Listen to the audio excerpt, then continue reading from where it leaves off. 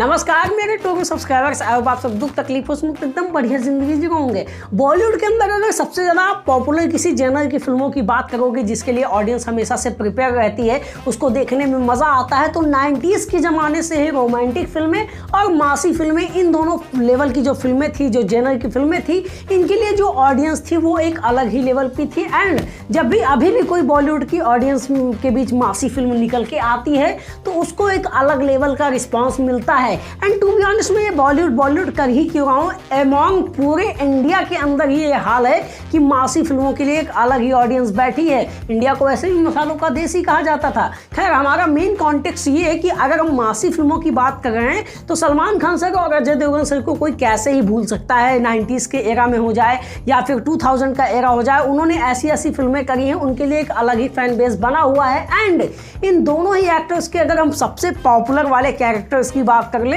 तो in my opinion Salman Khan sir के चुलबुल पांडे वाले कैरेक्टर को हर एक बंदा जानता है। इवन कि अगर आप गांव में भी किसी से पूछोगे ना, कहेगा दबंगई काहे कर रहे हो फालतू में, ठोक के रख देंगे तुमको। इस तरह के आपको गांव के अंदर नॉर्मल डायलॉग्स देखने को मिल जाएंगे। जब भी कभी किसी पुलिस वाले का कंपैरिजन होता है कि भाई साहब इसने बहादुरी का काम किया, तो लोग बोलते हैं कि भाई साहब ये तो अलग ही लेवल का सिंघम आ गया है, सिंघम वाला काम कर रहा है बंदा। तो इतनी ज़्यादा इन कैरेक्टर्स की ग्राउंड पे पॉपुलैरिटी है और उसका नतीजा हम देखते भी हैं कि जब इनके फिल्मों के सीक्वल आए तो उनको लेके पब्लिक के बीच एक अलग लेवल की एक्साइटमेंट थी, उसको लेके एक अलग लेवल का ही नशा था लोगों के बीच। लोगों ने भर भर के इन फिल्मों को टिकट खरीदे और थिएटर में जाके देखा।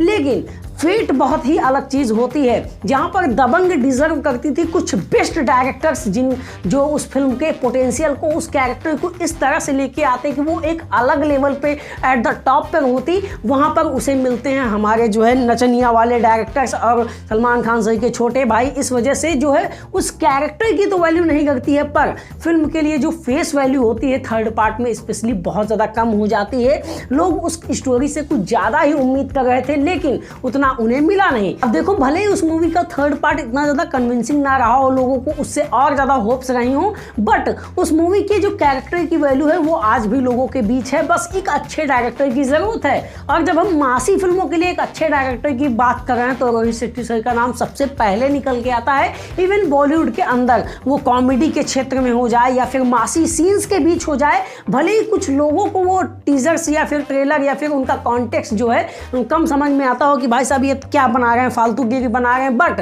टू बी ऑनेस्ट यूट्यूब पर देखने से आपको वो एक्सपीरियंस नहीं मिलता है शायद से, उसीलिए आप डिस्परेट हो जाते हो कि भाई ये तो मजेदार है ही नहीं। सेम यही चीज़ जैसा मैंने कल के वीडियो में बताई कि जो चीज़ें हमें जो है क्रिंज लगती हैं, आप लोगों को वो थिएटर ऑडियंस उसको इंजॉय करती है। एंड इसीलिए मैंने रोहित शेट्टी सर का नाम सबसे पहले सजेशन में रखा है। अब देखो, रोहित शेट्टी सर की बात हो रही है तो आप सबको पता ही होगा कि उन्होंने अपना खुद का एक पूरा कॉपी यूनिवर्स बना दिया है। सिंघम के अगले पार्ट के बाद उन्होंने जो है सूर्यवंशी और सिम्बा जैसी मूवीज निकाली, फिर आगे चल के वो इंडियन पुलिस फोर्स नाम की वेब सीरीज भी लाने वाले हैं। एंड और भी बहुत सारे कैरेक्टर्स हैं जो पूरा एक कॉप यूनिवर्स जैसा कि नाम है, ढेर सारे पुलिस ऑफिसर्स की उस मूवी के अंदर एंट्री होने वाली है जो भी आगे की फिल्में होंगी। और इसी वजह से बहुत सारे सलमान खान सर के फैंस या फिर रोहित शेट्टी सर के जो फैंस हैं उनको ये उम्मीद है या फिर उनकी एक प्रकार से डिमांड भी रही है कि क्या हो अगर चुलबुल पांडे भी उस यूनिवर्स का हिस्सा बन जाएं।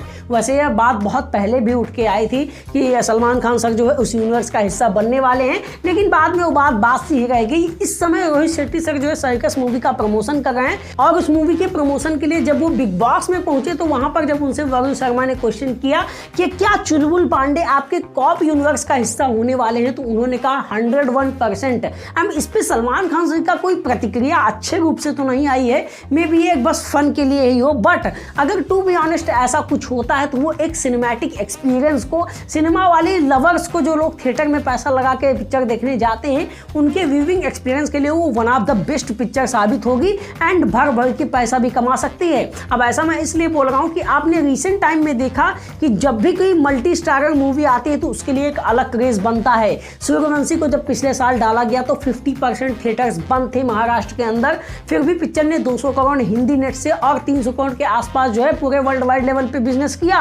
वहीं पर 2022 में अक्षय कुमार सर की किसी एक पिक्चर ने 100 करोड़ का आंकड़ा भी नहीं पार किया। ये होती है एक ट्रू बॉक्स ऑफिस पोटेंशियल वाली पिक्चर जिसके लिए ऑडियंस जो है एक्साइटेड होती है। एंड इसीलिए शायद से डिमांड भी है लोगों की कि चुलबुल पांडे को मिलने ही चाहिए रोहित शेट्टी सर, या फिर कोई ऐसा डायरेक्टर जो उस कैरेक्टर को जस्टिफाई कर सके। अब अगर ऐसा होता है तो टू बी ऑनेस्ट ये सबसे बढ़िया वाला एक्सपीरियंस हो जाएगा हम सबके लिए। ये बात मैं बोल चुका हूँ, क्या रिपीट कर रहा हूँ बार बार। खैर वैसे तो मैंने सुना है कि दबंग का जो 4th पार्ट है उसको तिग्मांशु धूलिया सर जो है डायरेक्ट करने वाले हैं, लिख भी रहे हैं। अब ऐसा हो जाए तो वो भी एक अच्छे खासे डायरेक्टर या फिर राइटर कहे जाते हैं, पर रोहित शेट्टी सर की एक बात ही अलग होती। खैर आपका इस पूरे मामले में क्या प्रतिक्रिया है, आप क्या कहना चाहते हो, या आप कमेंट सेक्शन में बता सकते हो। बाकी उम्मीद करता हूँ आपको आज का ये वीडियो थोड़ा इन्फॉर्मेटिव और पसंद आया हो। वीडियो पसंद आया तो इसको लाइक कर दो, चैनल को सब्सक्राइब करके जाया करो। बाकी तुम लोग मेरे ट्रू लव तो हो ही। मिलेंगे किसी अगले वीडियो में। ओके बाय, जय हिंद।